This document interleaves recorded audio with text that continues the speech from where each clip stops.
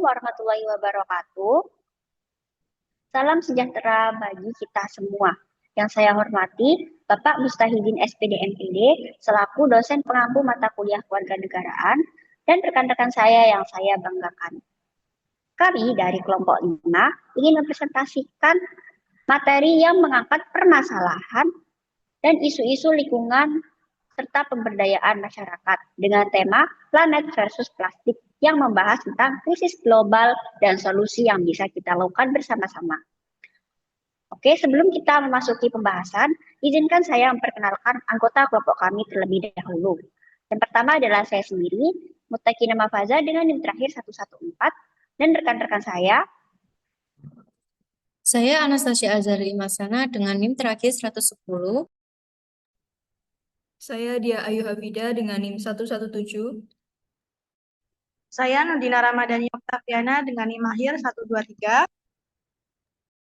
Saya Mufidah Sasi Devi dengan NIM akhir 133.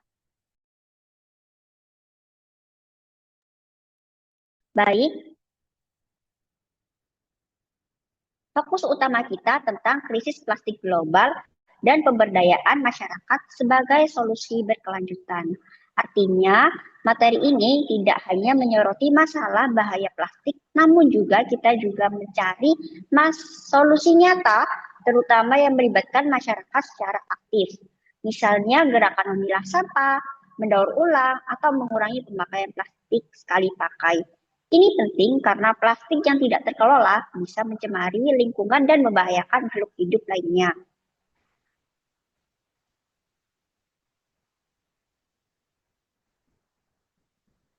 Nah, tema kita yaitu planet versus plastik, di mana tema ini menyoroti darurat global akibat krisis plastik, terutama plastik sekali pakai yang mencemari tanah, sungai, dan lautan, serta membahayakan kesehatan manusia dan makhluk hidup lainnya.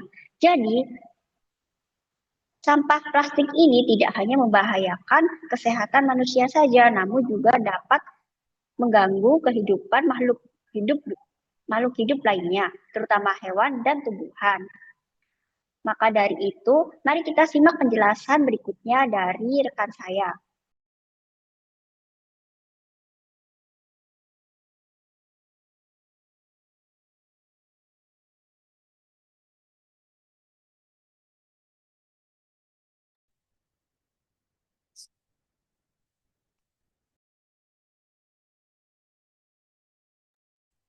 Baik, terima kasih. Mari kita akan menjelaskan tentang statistik krisis plastik. Berdasarkan data di Indonesia, menghasilkan sekitar 64 juta ton sampah setiap tahunnya, yang dimana sekitar 3,2 juta ton diantaranya adalah sampah plastik yang berakhir di laut. Indonesia juga menjadi negara penyumbang sampah plastik ke laut terbesar kedua setelah Tiongkok. Selain itu, tingkat daur ulang sampah plastik di Indonesia masih sangat rendah, hanya sekitar 10-15% saja. Hal ini menunjukkan bahwa penanganan sampah plastik masih menjadi tantangan besar bagi negara kita.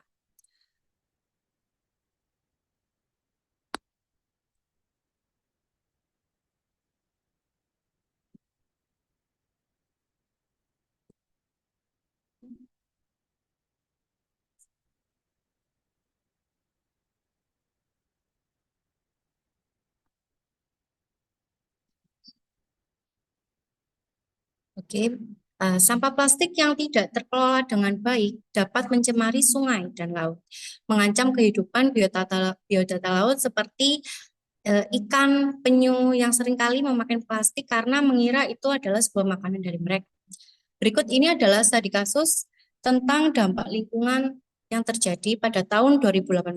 Ada seekor paus sperma ditemukan mati di Taman Nasional Wakatobi dengan 6 kg sampah plastik di perutnya, termasuk 115 plastik di perut, 115 gelas dan 25 kantong plastik.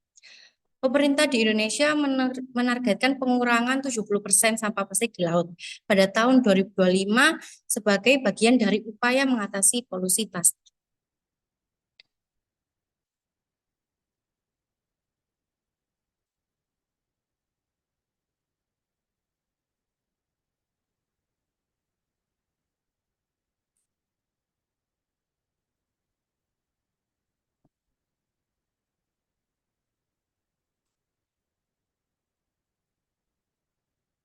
Dampak plastik terhadap lingkungan.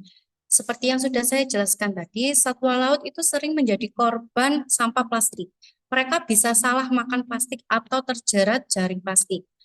Seperti yang sudah saya katakan yang sebelumnya. Contoh kasusnya pada tahun 2018, seekor paus tadi yang ditemukan mati di Indonesia dengan 6 kg plastik dalam perutnya, termasuk 115 gelas plastik dan 25 kantong plastik.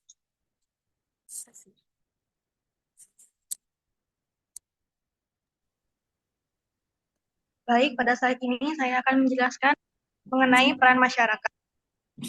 Peran penting masyarakat bisa dimulai dari hal yang paling dasar, yaitu edukasi. Kita perlu sama-sama paham betapa bahayanya sampah plastik, baik bagi lingkungan maupun bagi kesehatan. Edukasi ini bisa disampaikan lewat berbagai cara, contohnya lewat media sosial, lewat kegiatan di sekolah, ataupun program dari komunitas dan pemerintah. Mengapa sih edukasi ini harus dan penting untuk disampaikan? Karena makin banyak orang yang sadar, makin besar juga peluang untuk munculnya sebuah perubahan yang nyata.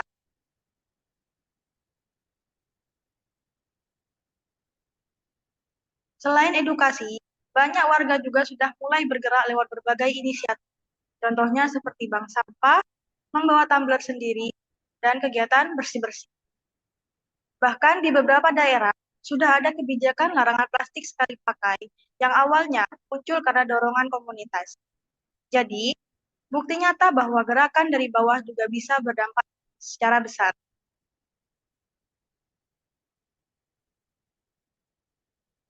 Baik, saya paparkan contoh nyatanya. Pada berita pertama ini dari Detik News terdapat kegiatan bank sampah yang telah dilakukan oleh masyarakat di Tanjung Priok, Jakarta Utara, yang dimana kegiatan ini bertujuan untuk menanggulangi sampah-sampah yang berserakan, entah di permukiman warga, di jalanan, di sungai, ataupun di pantai.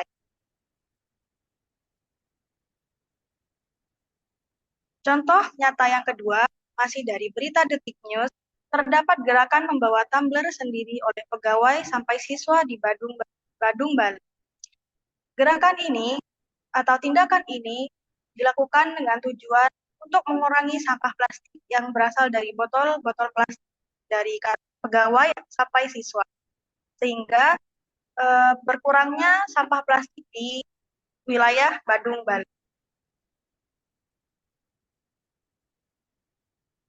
Contoh nyata yang ketiga, masih dari berita Detik News, yaitu aksi bersih-bersih pantai untuk menjaga populasi ikan di pantai Kuta Bali. Aksi ini dilakukan untuk menjaga populasi ikan di pantai Kuta Bali sehingga dari sampah-sampah plastik. Jadi aksi ini membersihkan pantai Kuta Bali dari sampah-sampah yang berserakan di tepi pantai.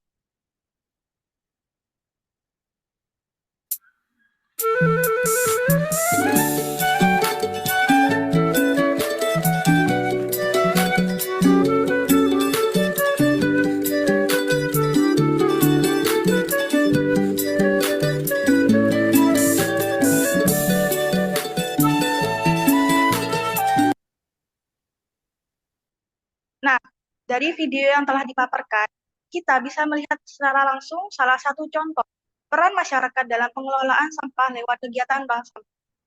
Ini bukan cuma tentang mengumpulkan dan memilah sampah, tapi juga membangun kebiasaan yang baru yang lebih bertanggung jawab terhadap lingkungan. Kegiatan semacam ini bisa menjadi inspirasi buat kita semua bahwa kontribusi kecil dari warga biasa yang bisa menghasilkan perubahan besar jika dilakukan secara bersama-sama.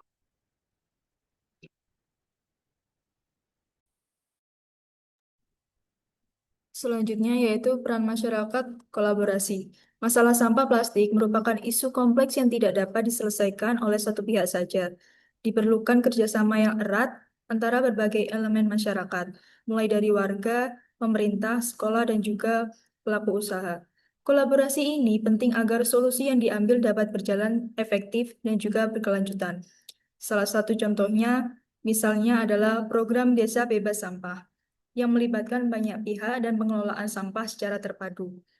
Dalam kolaborasi semacam ini tidak hanya menumbuhkan rasa tanggung jawab bersama, tetapi juga menciptakan budaya baru yang lebih peduli terhadap lingkungan. Jika pola kerjasama ini terus ditingkatkan, maka pengelolaan sampah plastik bisa menjadi lebih sistematif dan juga berdampak luas.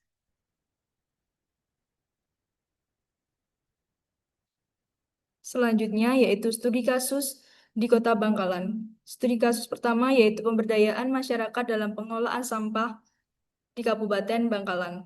Di Kabupaten Bangkalan, Jawa Timur, upaya pengelolaan sampah dilakukan melalui pemberdayaan masyarakat secara langsung. Pemerintah daerah setempat membangun dan mengelola tempat pengelolaan sampah terpadu atau TPSD yang berfungsi untuk memilah dan juga mengolah sampah rumah tangga. Salah satu inovasi yang diterapkan adalah mengubah sampah menjadi refuse derived atau RDF, yaitu bahan bakar alternatif yang dapat digunakan untuk industri seperti pabrik semen. Manfaat yang didapatkan dalam membangun dan juga mengelola tempat sampah ini yaitu masyarakat menjadi lebih sadar akan pentingnya pemilahan dan juga pengelolaan sampah secara mandiri dan juga masyarakat memperoleh keuntungan ekonomi dari penjualan hasil olahan sampah yang telah diubah menjadi RDF. Studi kasus yang kedua yaitu pemberdayaan masyarakat dalam mengelola sampah plastik di Desa Tonjung, Kabupaten Bangkalan. Di Desa Tonjung, Kabupaten Bangkalan, sampah plastik yang mencemari saluran irigasi menjadi perhatian serius oleh masyarakat dan juga para pemerhati lingkungan. Untuk mengatasi masalah ini, dilakukan inisiatif pemberdayaan masyarakat melalui kegiatan pengambilan sampah plastik dari saluran irigasi, yang kemudian didaur ulang menjadi produk bernilai guna seperti pot ataupun tas, dan juga kerajinan lainnya. Dampak dari program ini terasa dalam dua aspek utama, yaitu kesadaran masyarakat terhadap pentingnya menjaga kebersihan lingkungan meningkat, terutama dalam hal menjaga saluran irigasi dari pencemaran sampah plastik. Dan yang kedua yaitu manfaat ekonomi mulai dirasakan, di mana hasil produk daur ulang bisa dijual untuk menambah penghasilan masyarakat.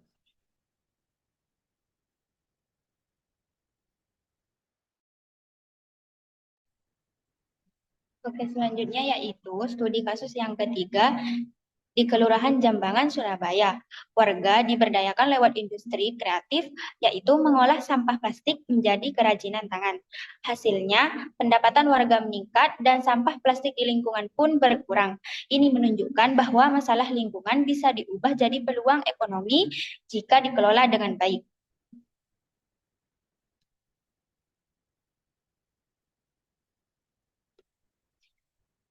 Berikut ini adalah beberapa aksi nyata yang bisa dilakukan oleh individu untuk mengurangi sampah plastik. Yang pertama yaitu gunakan barang yang ramah lingkungan, seperti membawa tas belanja, botol minum, dan kotak makan sendiri. Kedua yaitu kurangi penggunaan produk kemasan plastik. Sebisa mungkin pilih produk isi ulang atau yang menggunakan kemasan dari kertas atau kaca. Yang ketiga yaitu pilah dan daur ulang sampah. Pisahkan antara sampah organik, plastik, dan jenis lainnya agar lebih mudah didaur ulang. Dan yang terakhir, sebarkan edukasi. Ajak orang-orang di sekitar kita untuk lebih peduli terhadap bahaya plastik dan mulai mencari solusi alternatif.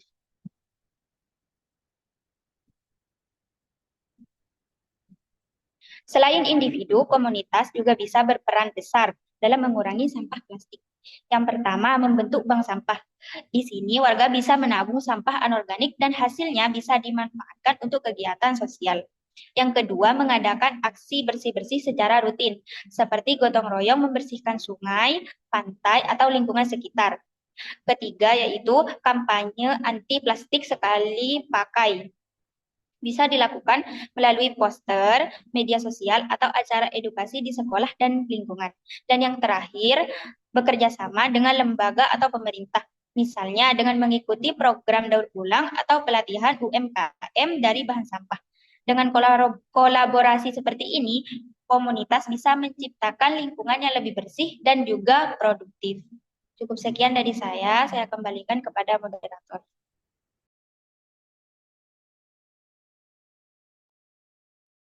Oke, baik. Dari pemaparan materi yang telah disampaikan tadi, dapat kita simpulkan bahwa satu hal yang perlu kita ingat, sampah plastik itu benar-benar berbahaya. Bukan cuma bikin lingkungan rusak, tapi juga bisa membunuh hewan dan bahkan masuk ke tubuh kita lewat mikroplastik.